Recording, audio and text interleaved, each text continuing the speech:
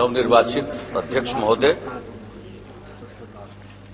मैं आपको अध्यक्ष पद के निर्वाचन के लिए बधाई देता हूं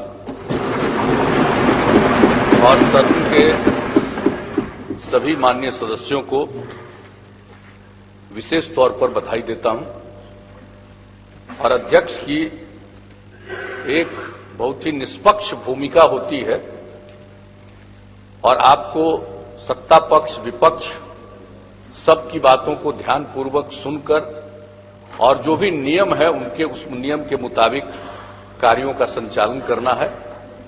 आपका अनुभव है, एक माननीय सदस्य के रूप में रहा है, मंत्री भी रहे हैं, तो हम सब लोगों को पूरी संभावना है कि एक विधानसभा के अध्यक्ष के रूप में आप अपनी भूमिका बहुत ही बेहतरीन ढंग से निभाएंगे, यही हम सब लोगों की अपेक्षा है। और मैं सभी माननीय सदस्य महोदय से यही आग्रह करूंगा कि सब लोग जो सदन की कार्यवाही के नियम हैं, सब लोगों को उसका पालन करते हुए अपनी बात जरूर रखनी चाहिए।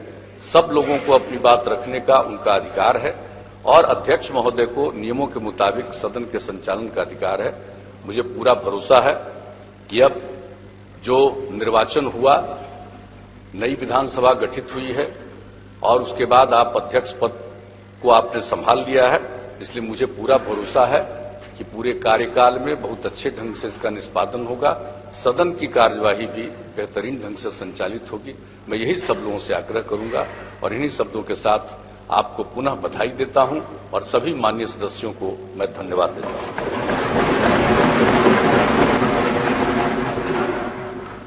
सभी सदस्यों का और खास तौर पर अधिकारियों को भी बधाई देता हूं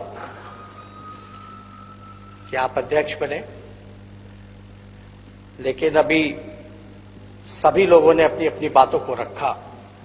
सब लोगों ने एक बात स्पष्ट ये कहा कि आसन जो है बिना भेदभाव के सत्ता और विपक्ष को साथ लेकर के चलना होता है, निष्पक्ष होना होता है और सबका संरक्षण आपको करना है और बहुत ही जिम्मेदारी भरा पद है, इससे कोई इनकार नहीं कर सकता।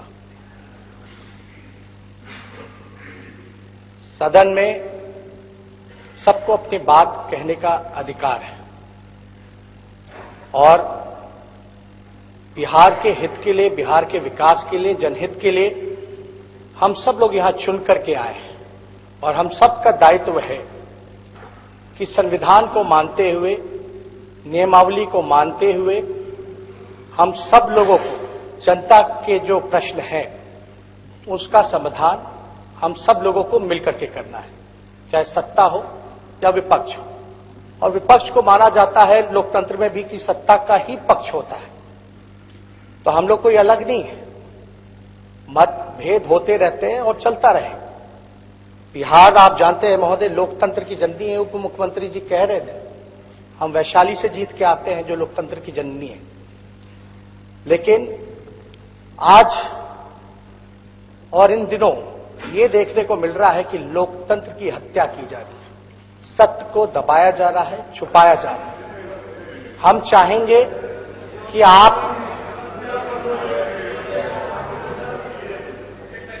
बात खत्म हो जाती है इसमें।